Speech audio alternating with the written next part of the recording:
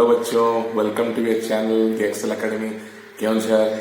तो हम लोग लीनियर इक्वेशंस का साइमल्टेनियस लीनियर इक्वेशंस का दो वीडियो ऑलरेडी बना चुके हैं, जिसमें हम लोग algebraic methods of solving two linear equations पढ़ चुके हैं। ठीक है, तो अब जो वीडियो मैं बनाने जा रहा हूँ आपके लिए, तो इसमें हम लोग पढ़ेंगे तीसरे मतलब जो अलजेब्रिकल मेथड तो हम लोग पढ़ लिए थे, हम लोग अभी ग्राफिकल मेथड पढ़ने वाले हैं। ठीक है, तो ग्राफिकल मेथड में क्या होगा ना, हम इक्वेशंस को लेके दो अलग अलग लाइंस फॉर्म करेंगे। उस लाइंस का प्रॉपर्टीज होगा कुछ, जैसे कि तीनों प्रॉपर्टीज है, जैसे कि लाइन पैरेलल हो सकता है, लाइन इंटरसेक्ट कर सकता है, या फिर एक लाइन के ऊपर दूसरा लाइन रह सकता है। तो ये जो तीन अलग अलग मैंने प्रॉपर्टीज बताया, उसको क्या एक्चुअल में बोलते हैं वो सभी पढ़ेंगे। ठीक है, so I suggest you to watch this video clearly, and if you find any issues in this video, so I suggest you to request you to let me know in some form. Okay, तो अच्छे से देखते रहिए video को। ठीक है बच्चों, तो बच्चों आज हम लोग पढ़ेंगे प्रॉपर्टीज ऑफ लीनियर इक्वेशंस के बारे में, जो pair of linear equations in two variables जो है उसके प्रॉपर्टीज के बारे में पढ़ेंगे। और जो एक मेथड हम लोग का रह गया था, जो है ग्राफिकल मेथड है, वो बाकी जो हम लोग पढ़े थे वो अलजेब्रिकल मेथड्स था। ये जो ग्राफिकल मेथड है वो एक रह गया था, उसको भी हम लोग आज करेंगे। ठीक है, तो इस वीडियो को थोड़ा देखते रहिए अच्छे से। तो प्रॉपर्टीज क्या है, तो मैंने आपको फॉर्म बताया था। ठीक है, तो जो एक फॉर्म है वो linear equation of two variables का, अगर इक्वेशन 1 तुम लिख रहे हो तो उसका फॉर्म क्या होगा ना, a1x plus b1y plus c1 is equal to 0।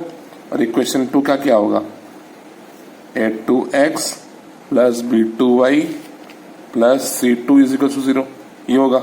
ठीक है, a1 इज the coefficient of x, similarly a2 is the coefficient of दूसरा इक्वेशन वाला x, फिर ये b1 ये b2 है, ये c1 ये c2 है, c1 c2 कांस्टेंट टर्म में, b1 b2 y का कोएफिशिएंट है अलग अलग इक्वेशंस में। ठीक है, तो अब प्रॉपर्टीज क्या है ना, कैसे पता चलेगा कि दो लाइंस अगर बनाओगे, मतलब दो इक्वेशन बनेगा, मतलब दो लाइंस बन सकता है ग्राफिकल मेथड में प्लॉट करने के टाइम। तो अभी जो तुम लाइंस बनाओगे उसका प्रॉपर्टी क्या होगा, उसका सॉल्यूशन कितना होगा, वही सब के बारे में हम लोग पढ़ेंगे। तो प्रॉपर्टीज देखो, सबसे पहला कंडीशन, इनका रेशियो ले सकते हैं, मतलब a1 बाई a2 अगर b1 बाई b2 के साथ इक्वल नहीं हुआ तो क्या होगा ना, इंटरसेक्टिंग लाइंस होगा। इंटरसेक्टिंग लाइंस होगा, मतलब लाइंस का प्रॉपर्टी क्या है ना, वो इंटरसेक्ट करेंगे ऐसा कुछ एक ही पॉइंट पे। This is the point of intersection. Solutions कितना निकलेगा ना, वन सॉल्यूशन, एक ही सॉल्यूशन, वो जो कि यूनिक रहेगा। ठीक है, ओके, समझ रहे हो। तो एक एग्जांपल मैं बता रहा हूं आपको, जैसे कि ये है आपका 3x plus 2y minus 1 is equal to 0। ये हो गया आपका 6x minus 4y minus 1 is equal to 0 plus 3 equal to 0। ठीक है, तो देखो अभी a1 बाई a2 क्या है, 3/6 जो कि 1/2 है। फिर b1 बाई b2 क्या है, 2 by minus 4 which is minus 1/2. So a1 by a2 is not equals to b1 by b2, is not equals to b1 by 2। अगर ऐसा नहीं, मतलब ऐसा हो रहा है, नॉट इक्वल्स हो रहा है, दैट मीन्स ये इंटरसेक्टिंग लाइंस होंगे जिसका सॉल्यूशन एक ही निकलेगा। ठीक है, अब दूसरे कंडीशन में आ जाओ, if a1 by a2 is equals to b1 by b2 is also equals to c1 by c2, तो क्या हो जाएंगे ये को इंसिडेंट लाइन्स, ये हो जाएंगे को इंसिडेंट लाइन्स, मतलब एक लाइन के ऊपर दूसरा रहेगा, मतलब ये एक लाइन है उसके ऊपर दूसरा लाइन रहेगा, तो दोनों इक्वेशन एक ही जगह रहेंगे। ठीक है, तो इसका सॉल्यूशन कितना होगा ना, इनफाइनाइट सॉल्यूशन होगा, क्योंकि जहां जहां इंटरसेक्ट करेंगे दो लाइंस वहां सॉल्यूशन निकलता है ना। तो यहाँ पे तो हर एक पॉइंट में इंटरसेक्ट कर रहे हैं, दैट मीन्स पॉइंट लाइन में कितना पॉइंट हो सकता है, इनफाइनाइट। तो इनफाइनाइट सॉल्यूशंस आएंगे, सॉल्यूशन आएगा, इसमें आएगा, इसमें भी आएगा, लेकिन इनफाइनाइट आएगा इसमें। ठीक है, तो अब इसका एक एग्जांपल दे रहा हूं मैं, जैसे कि हुआ 3x, वही उसी का थोड़ा मॉडिफाइड वर्जन लिख रहा हूं, 3x plus 2y minus 1 equal to 0। तो ये चेंज कर दो, 6x प्लस 4y कर दो -2 इक्वल टू 0 कर दो। अब मुझे बताओ कि a1/a2 क्या होगा, 3/6, ठीक है। और b1/b2 क्या होगा, 2/4 होगा। और c1/c2 क्या होगा, -1/-2 होगा। तो ये क्या हुआ, 1/2, ये क्या होगा 1/2, ये क्या होगा -1 कट के वही 1/2 ही होगा। अगर तीनों इक्वल हो गया दैट मीन्स ये कोइंसिडेंट लाइन का कंडीशन है, ठीक है। दैट मीन्स दोनों लाइन, मतलब एक लाइन के ऊपर दूसरा लाइन रहेगा and the solution will have infinite numbers of solutions. Okay, समझ में आ गया आप सबको। अब जो तीसरा है वो है if a1/a2 is equals to b1/b2 is not equals to c1/c2। तो ये क्या हो जाएंगे, नहीं पैरेलल लाइंस हो जाएंगे। अच्छा, मुझे कॉमन सेंस वाला बात बताओ कि पैरेलल लाइंस मतलब कहीं पे भी इंटरसेक्शन ना हो तो उसका सॉल्यूशन कितना होगा, 0 सॉल्यूशंस, मतलब नो सॉल्यूशन एट ऑल। कहीं पे इंटरसेक्ट नहीं करेंगे तो सॉल्यूशन निकल सकता है क्या, नहीं। तो कैसा है उसका प्रॉपर्टी वाला लाइंस का मतलब डायग्राम, कुछ ऐसे रहेगा, कभी मीट नहीं करेंगे। ये लाइन 1 है, ये लाइन 2 है। उसका एग्जाम्पल दे रहा हूं मैं आपका, मतलब ये पहला वाला दूसरा वाला रेशियो इक्वल होगा, तीसरा वाला नहीं होगा, ठीक है। तो मैं उसी का ही बता रहा हूं मैं, और एक मॉडिफाई करके 3x + 2y - 1 = 0। अब दूसरा इक्वेशन ले रहा हूं मैं 6x + 4y + 2 = 0 दे रहा हूं। तो अब a1/2 कितना हुआ, 1/2, मतलब 3/6 1/2 होगा ना। फिर b1/b2 कितना हुआ, 1/2, 2/4 जो कि है। फिर तीसरा जो है, अब तीसरा -1/2 जो कि होगा -1/2 जो कि इक्वल नहीं होगा, मतलब a1/a2 is equal to b1/b2 is not equal to c1/c2। therefore these type of lines, these type of equations will form parallel lines and will have no solution at all, ठीक है। तो अब जो चीज पढ़ेंगे हम लोग, अब कॉन्सिस्टेंट और इनकॉन्सिस्टेंट के बारे में पढ़ेंगे। अच्छा, कॉन्सिस्टेंट क्या होता है, कॉन्सिस्टेंट का मतलब, कॉन्सिस्टेंट क्या होता है और इनकॉन्सिस्टेंट क्या होता है। देखो, कॉन्सिस्टेंट मतलब it will have a solution, at least A solution. It will not have a solution. तो अब क्लियरली आप मुझे बता सकते हो कि ये जो तीनों टाइप का हम पढ़े हैं, इनमें से कॉन्सिस्टेंट कौन सा है, इनकॉन्सिस्टेंट कौन सा है। तो मुझे बताओ कि इसमें सॉल्यूशन निकल रहा है, हाँ एक सॉल्यूशन निकल रहा है, दैट मींस ये कॉन्सिस्टेंट है। इसमें सॉल्यूशन निकल रहा है, हाँ इनफाइनाइट निकल रहा है, तो एटलीस्ट 1 तो निकल ही रहा है, therefore it is also consistent. मतलब कोइंसिडेंट लाइन वाला और इंटरसेक्टिंग लाइन वाला, इन दोनों को हम कॉन्सिस्टेंट बोलते हैं। लेकिन ये इनकॉन्सिस्टेंट होगा क्योंकि इसका कोई भी सॉल्यूशन नहीं है, ठीक है। So parallel lines are inconsistent lines and intersecting lines as well as coincident lines will have consistent solutions, ठीक है। तो समझ में आ गया सबको। अब बच्चों हम करेंगे जो ग्राफिकल मेथड था उसके रिलेटेड एक क्वेश्चन करेंगे।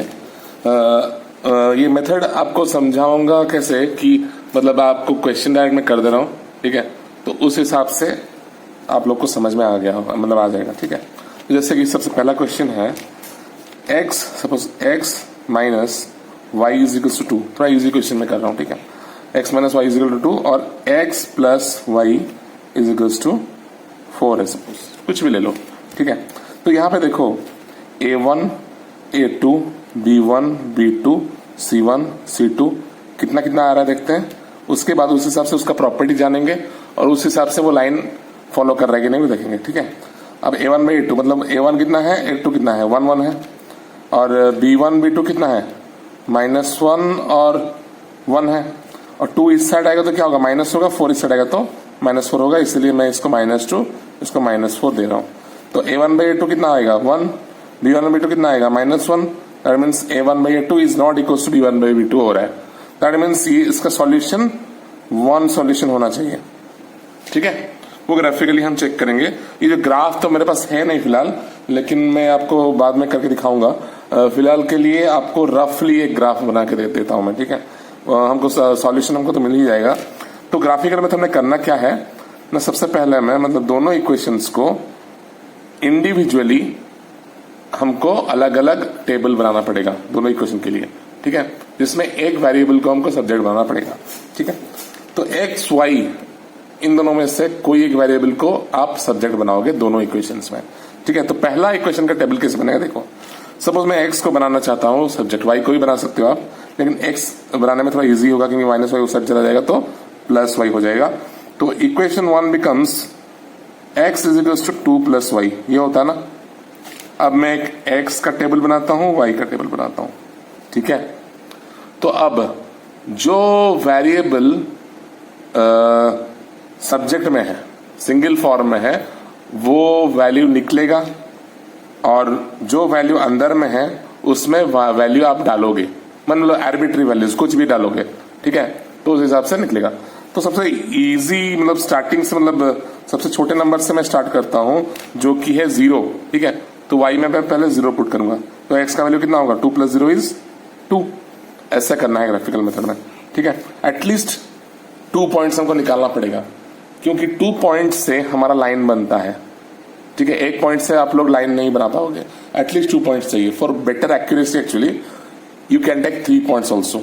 मैं जनरली 3 पॉइंट से लेता हूं और आप लोग को यही सजेस्ट करता हूं कि आप लोग 3 पॉइंट से ले लें, क्योंकि क्या होता है ना, कभी कभी आप जो लाइन बनाते हो 1 पॉइंट ये रहा जो कि सही है, दूसरा पॉइंट यहां होना चाहिए था लेकिन गलती से आप यहां बना दे रहे, तो आपका लाइन कैसा हो, ये जो कि बिल्कुल गलत है, जबकि लाइन ये सा होना चाहिए था, ठीक है। तो अगर तीसरा पॉइंट आता तो यहां कहीं होता या फिर इस लाइन के अंदर कहीं होता, तो आप लोग को पता चल जाता कि जो हम दूसरा पॉइंट बनाए हैं वो यहाँ पे गलती हुआ है कहीं, ठीक है। तो आप लोग वहां से रेक्टिफाई कर पाते हैं, ठीक। Therefore I suggest you to take at least 3 points so that you can maintain the accuracy, ठीक है। तो ये एक पॉइंट हो गया 2 0। कोऑर्डिनेट्स प्लॉट करना तो आता ही होगा आप लोग को, 9th क्लास में आप लोग पढ़े हो, ठीक है। तो 2 0 हो गया। तो फिर उसके बाद मैं y की जगह 1 लूंगा, तो मेरा x का वैल्यू कितना होगा 2 + 1 हो गया 3। फिर y की जगह 2 लूंगा तो ये कितना हो जाएगा 2 + कितना 2 + 2 जो कि 4 हो गया, ठीक। अब दूसरा जो इक्वेशन है x + y = 4, तो x = कितना हो जाएगा 4 - y, ठीक। तो मैं x और y का फिर से टेबल बनाऊंगा, दोनों इक्वेशन का अलग अलग टेबल बनता है, मैंने आपको पहले भी बताया, ठीक है। तो y की जगह वैल्यू पुट करूंगा तो 0 बन गया, ये 4 आ गया, ठीक है। फिर उसके बाद y की जगह अगर 1 पुट करूं तो कितना हो जाएगा 4 - 1 = 3। फिर y की जगह अगर 2 पुट करूं तो कितना हो जाएगा 2। तो क्लियरली यहां से हमको पता चल जा रहा है कि एक्चुअल में x का वैल्यू और y का वैल्यू क्या क्या आना चाहिए। कैसे, देखो इस पॉइंट को थोड़ा गौर से देखो, जब तुम प्लॉट करोगे ना तो यहाँ पे इंटरसेक्शन होगा क्योंकि ये दोनों का कॉमन पॉइंट है, समझ रहे हो, ये दोनों का कॉमन पॉइंट है। अब अगर रफली बनाओ तो देखो ये कैसा होगा ना, सपोज ये 0 है, ये एक्स एक्सिस है, ये वाई एक्सिस है, इसमें ले लो 1 2 3 4, इसमें ले लो 1 2 3 और थोड़ा ऊपर ले लो 4, ठीक है। तो सबसे पहला पॉइंट क्या है 2 0, मतलब इस लाइन को पहले मैं बनाऊंगा फिर उसके बाद ये लाइन को बनाऊंगा, ओके। तो 2 0 को प्लॉट करेंगे, मतलब 2 0 कहाँ पे होगा यहाँ पे। फिर नेक्स्ट 3 1 को प्लॉट करूंगा, मतलब यहाँ पे होगा। फिर उसके बाद 4 और 2 को बनाऊंगा तो यहाँ पे होगा। तो लाइन कुछ ऐसा बनेगा, ठीक। ये है L1, इसके ऊपर इक्वेशन का नाम लिख लेना, x - y = 2 लिख लेना, यहाँ पे जगह नहीं है तो मैं लिख नहीं रहा हूँ, लेकिन आप लोग लिखना यहाँ पे जरूर, ठीक है। तो नेक्स्ट इक्वेशन जो है वो है कौन सा पॉइंट है वो पहले प्लॉट कर लेते हैं। ये 4 0 हो गया, फिर उसके बाद 3 1 तो पहले से है ये वाला, फिर उसके बाद 2 2 और 2, ये हो गया। तो लाइन कैसे हो गया, ऐसे हो गया। देखिए कहाँ में इंटरसेक्शन हो रहा है 3 1 में इंटरसेक्शन हो रहा है, तो इंटरसेक्शन पॉइंट को प्लॉट कर लेना, ये 3 1, ठीक है। तो x का वैल्यू क्या हुआ 3, y का वैल्यू आ गया 1। तो इस हिसाब से आप लोग ग्राफिकल मेथड में आप लोग सॉल्यूशंस निकाल सकते हो, ठीक है। जहां पे इंटरसेक्ट करेगा वो सॉल्यूशन x और y का सॉल्यूशन आएगा, समझ गए आप लोग। तो बच्चों आप लोग तीनों मेथड पढ़ चुके हो, मतलब ग्राफिकल मेथड पढ़ चुके हो, अलजेब्रिकल मेथड्स भी पढ़ चुके हो। अलजेब्रिकल्स में कितने मेथड है 3 मेथड्स है, मैंने 3 मेथड्स बोल दिया, एक्चुअल में 4 मेथड्स है एक्चुअली। एक ग्राफिकल मेथड है और 3 अलजेब्रिकल मेथड्स है। ग्राफिकल मेथड है 3 अलजेब्रिकल मेथड्स, नेमली आप लोग का सब्स्टिट्यूशन मेथड, फिर एलिमिनेशन मेथड और क्रॉस मल्टीप्लिकेशन मेथड, ये सब हम लोग पढ़ चुके हैं। और जनरली हम लोग कुछ क्वेश्चंस उसके रिलेटेड भी कर चुके हैं। मतलब कोई भी मेथड यूज करके। जनरली सबसे इजी मेथड जो है हम लोग यूज करते हैं, तो मेरे हिसाब से एलिमिनेशन मेथड जो है सबसे इजी है। शायद आप लोग को इजी लगेगा नहीं लगेगा, लेकिन मतलब एलिमिनेशन ही शायद सबसे इजी है, तो इसीलिए उस मेथड में ही जनरली हम लोग कर लेते हैं, elimination by followed by substitution जो होता है। तो और कुछ वर्ड प्रॉब्लम्स आई फेल्ट की वी शुड वर्क आउट, ठीक है। तो ये एक रहा एक क्वेश्चन। तो आप लोग का ए seller goes 8 kilometer downstream in 40 minutes and returns back to the starting point in 1 hour. Find the speed of the sailor in still water and the speed of the current. ठीक है, तो इसका करना कैसे देखो। Let the speed of boat in still water be x kilometer per hour. ठीक है, अब let the speed of stream be y kilometre per hour. Stream का speed suppose y kilometre per hour है, ठीक है। तो अब अपस्ट्रीम का केस है और आपका डाउनस्ट्रीम का भी केस है, तो अलग अलग टेबल बना लेता हूं मैं, कॉलम्स बना लेता हूं, जिससे थोड़ा आसान हो जाएगा आपके लिए, ठीक है। तो अब स्पीड ऑफ द बोट कितना है, x kmph, और speed of the stream S y kmph, ठीक है। अब अपस्ट्रीम में मुझे क्या होगा, डाउनस्ट्रीम में क्या होगा, मुझे बताओ इन दोनों रिलेटिव स्पीड का, ठीक है। सबसे पहले मैं स्पीड अपस्ट्रीम लिख दे रहा हूं, यहां पे स्पीड डाउनस्ट्रीम लिख दे रहा हूं। तो अपस्ट्रीम में मुझे क्या होगा, आप बताओ, मतलब अपने एक्सपीरियंस में। सपोज मतलब ये आपका सेलर के बारे में बोल रहा है, मतलब कोई नेविगेट कर रहा है, मतलब नाव चला रहा है, तो जब वो अपस्ट्रीम जाएगा तो उसको एक्चुअल में वो जितना मेहनत करेगा ना, उसको लगेगा कि वो कम, मतलब उसका मेहनत जाया जा रहा है, मतलब वेस्ट हो रहा है। जैसे कि मतलब आपका मतलब हो क्या रहा है ना, आपका जितना भी बोट का स्पीड है ना, उसको सबस्ट्रैक्ट कर रहा है स्ट्रीम का स्पीड, मतलब स्ट्रीम आपको ब्लॉक करेगा, क्योंकि आप लोग स्पीड मतलब स्ट्रीम के अगेंस्ट जा रहे हो, अपस्ट्रीम में जा रहे हो, मतलब स्ट्रीम के अगेंस्ट जा रहे हो, ठीक है। दैट मीन्स रिलेटिव स्पीड, जो कि स्पीड अपस्ट्रीम है, वो कितना होगा, मतलब x में जा रहा था और y ब्लॉक करेगा, मतलब रिलेटिव स्पीड हो गया आपका x minus y kilometre per hour और kmph, ठीक है। Similarly speed of the downstream, downstream speed कितना होगा, मतलब आपको लगेगा, फील करिए कि आप नेविगेट कर रहे हो विद द स्ट्रीम, मतलब स्ट्रीम आपको हेल्प कर रहा है, मतलब जब जैसे आप डाउनस्ट्रीम में जाओगे, मतलब आपको क्या लगेगा ना, पीछे से आपको कोई धकेल रहा है, ठीक है। तो आप लोग मतलब जितना आपका स्पीड है ना, सपोज 10 किलोमीटर पर आवर है, तो स्पीड आपका बढ़ जाएगा, मोर देन 10 हो जाएगा, ठीक है। वो कितने से बढ़ेगा, वो speed of the stream decide करेगा कि वो कितना है, ठीक है। तो speed of the down stream will be obviously x plus y kilometre per hour, मतलब रिलेटिव स्पीड बढ़ जाएगा यहाँ पे, ठीक है। तो अब ये कितना डिस्टेंस जा रहा है अपस्ट्रीम में, मतलब distance upstream du is 8 kilometres, ठीक है। फिर बैक भी आ रहा है, मतलब डिस्टेंस डाउनस्ट्रीम भी वही 8 किलोमीटर होगा, ठीक है। तो जितना जा रहा है उतना आ रहा है, मतलब डिस्टेंस तो सेम ही है, ठीक है। तो अब बोला क्या है ना, टाइम अपस्ट्रीम भी दिया है, टाइम डाउनस्ट्रीम भी दिया है। टाइम अपस्ट्रीम कितना है, टाइम अपस्ट्रीम है 40 मिनट्स, विच इज 40/60 आवर्स, ठीक है। और इसको काट लो तो ये 2/3 हो जाएगा सर, तो 2/3 आवर हो जाएगा, ठीक है। क्योंकि ये किलोमीटर पर आवर है ना, तो इसलिए हम मिनट्स को आवर में कन्वर्ट कर दिए, ठीक है। तो टाइम डाउनस्ट्रीम कितना है, 1 आवर, मतलब 1 ही होगा, 1 आवर, ठीक है। अब हमको फॉर्मूला क्या पता है कि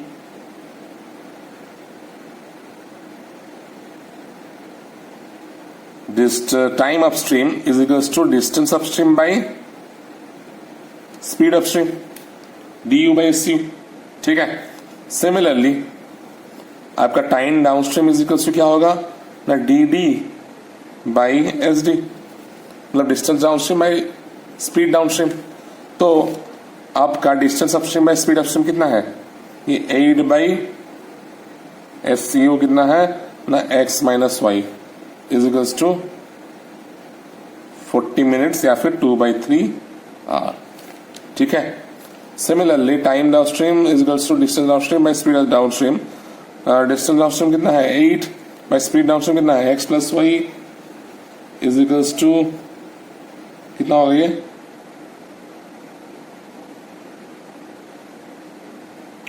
1। ओके बच्चों, I have made a mistake actually, छोटा मिस्टेक है यहाँ पे। ये जो हम डाउनस्ट्रीम का टाइम लग रहा है 40 मिनट्स, ऑब्वियसली डाउनस्ट्रीम में कम टाइम लगेगा, लेकिन इसको स्वैप कर दिया मैंने। तो क्या करूंगा ना, यहाँ पे इसको मैं 1 आवर लिख रहा हूं और ये 2/3 हो जाएगा एक्चुअली। ठीक है, आप लोग ऑलमोस्ट मतलब वीडियो देखते टाइम नोटिस कर ही दिए होगी मैंने यहाँ पे गलती कर दिया है, तो जस्ट पार्डन मी।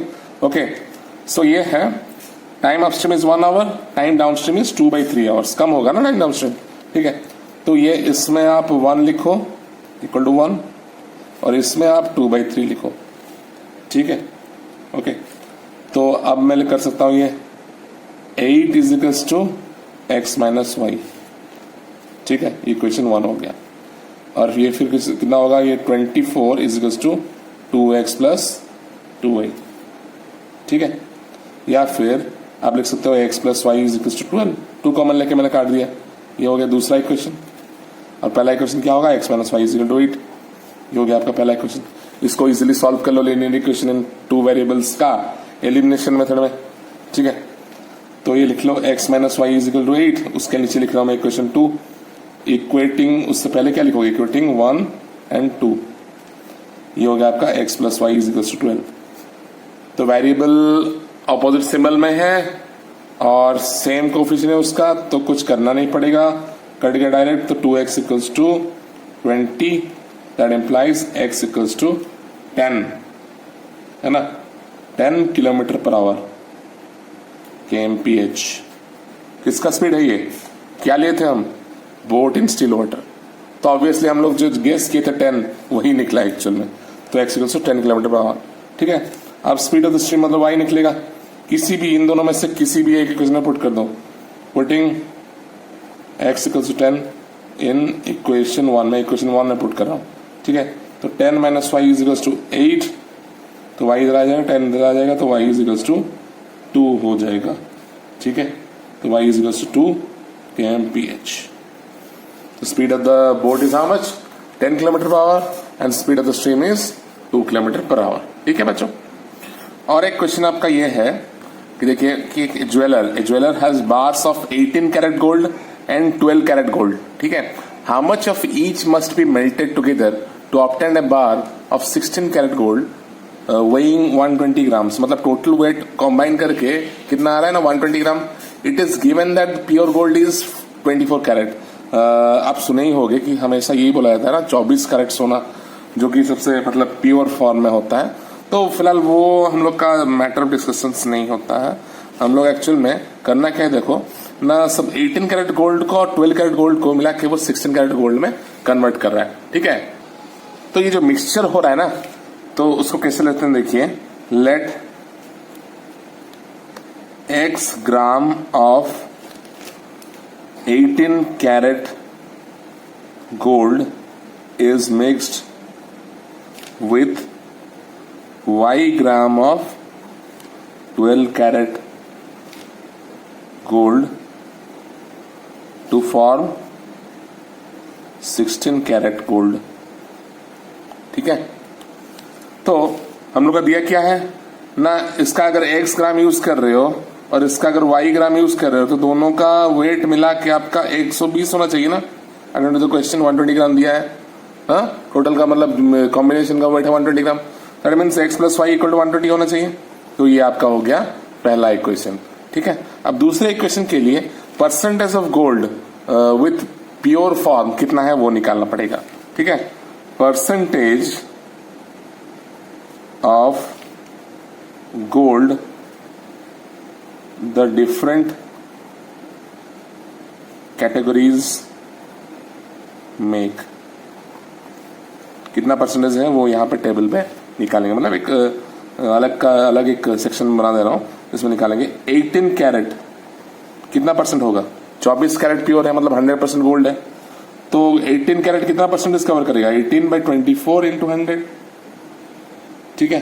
18/24 इंटू 100, 3 से काटो तो ये हो गया 6, 3 से ये 8, 2 से काटो तो 3, 2 से काटो तो 4, ये हो गया 25, तो this will form 75% of gold, ठीक है। अब दूसरा जो है 12 कैरेट, 12 कैरेट कितना फॉर्म करेगा ना, 12/24 इंटू 100, ये हो गया 2, ये हो गया 50, तो 50% कवर करेगा। फिर आपका 16 कैरेट कितना फॉर्म करेगा, 16/24 इंटू 100, 4 से काटो तो 4, 4 से काटो तो 6, 2 से काटो तो 2, 2 से काटो तो 3, ये हो गया 200/3%। ठीक है, तो अब क्या होगा ना, अकॉर्डिंग टू द क्वेश्चन क्या है ना आपका इसका परसेंटेज 18 कैरेट का प्लस 12 कैरेट का percentage is equal to 16 carat का परसेंटेज होगा ना, तभी जाके 16 कैरेट फॉर्म होगा। That means 75% of x gram plus 50% of y gram will make 16 carat का कितना है 200/3, 200/3% ऑफ कितना 120 ग्राम है वो। ठीक है, ओके, तो अब क्या करो ना, इसको 75/100 कर दूंगा, x प्लस 50/100 x हो जाएगा, y हो जाएगा, इज इक्वल्स टू 200/300 इंटू 120 हो जाएगा, जो कि मतलब यहाँ पे एलसीएम 100 ले लोगे तो कितना होगा ना, 75x plus 50y/100 is equals to, ये आपका हो गया 200 इंटू 120/3 इंटू 100 लिख सकता हूँ इसको, 100 कटा, ये 3 इसको काटा 40 से, तो 75x plus 50y is equals to 8000। अब अगर मैं 25 से काटो तो ये 3x हो जाएगा प्लस 2y हो जाएगा इज इक्वल्स टू, ये हो जाएगा आपका 320। ये हो गया आपका दूसरा इक्वेशन। अब इन दोनों को सॉल्व कर दो, मैं जस्ट टू के नीचे लिख दे रहा हूँ मैं इसको, x plus y is equals to 120 को, लेकिन इसको थोड़ा चेंज करना पड़ेगा क्योंकि कोफिशिएंट्स इक्वल नहीं है किसी भी वेरिएबल के साथ। तो इक्वेशन 1 के साथ मैं इंटू 2 कर दे रहा हूँ, तो 2y कैंसिल हो जाएगा, तो कितना होगा ये, तो 2x प्लस 2y is equals to 240। Okay, अब ये कितना होगा, 3x plus 2y is equals to 320, तो ये माइनस करना पड़ेगा, तो ये भी माइनस होगा, ये भी माइनस होगा, कटेगा, 2x minus 3 minus x is equals to 60 plus 2 80 minus 80, और इम्प्लाइज x इक्वल्स टू 80 निकल गया आप लोग का। ठीक है, अब y कितना निकलेगा ना, x का वैल्यू किसी भी इक्वेशन में पुट कर लो, पहले मैं ही पुट कर दे रहा हूँ, तो जो कि हो जाएगा आपका 80 plus y is equals to 120, therefore y will be is equals to 40। ठीक है, तो ये 80 ग्राम हो जाएगा, ये 40 ग्राम हो जाएगा, तो मतलब 12 कैरेट का 40 ग्राम आपको 18 कैरेट का 80 ग्राम के साथ मिलाना पड़ेगा, तभी जाके आपको 16 कैरेट का 120 ग्राम गोल्ड मिल जाएगा। ठीक है, तो बच्चों ये चैप्टर आप लोग को अच्छे से समझ में आ गया होगा। इसका 3 पार्ट्स हैं, इसको थोड़ा अच्छे से फिर से देखिए, अगर कहीं पे नहीं समझ में आ रहा है तो मुझे जरूर बोलिएगा। ठीक है, तो अगर जरूरत पड़े तो और एक वीडियो भी मैं बना सकता हूँ इसका, ठीक है, on your demand, specially on your demand. ठीक है, तो आई होप कि जो होम मतलब एक्सरसाइजेस हैं उसको साइमल्टेनियसली आप करते रहिए। ठीक है, बहुत ज़्यादा इंपॉर्टेंट है ये चैप्टर, लेंदी है थोड़ा तो इस और इजी है, लेकिन तो आई सजेस्ट कि जो भी डाउट्स आए वो आप मतलब साइमल्टेनियसली क्लियर करते रहो। ओके बच्चों।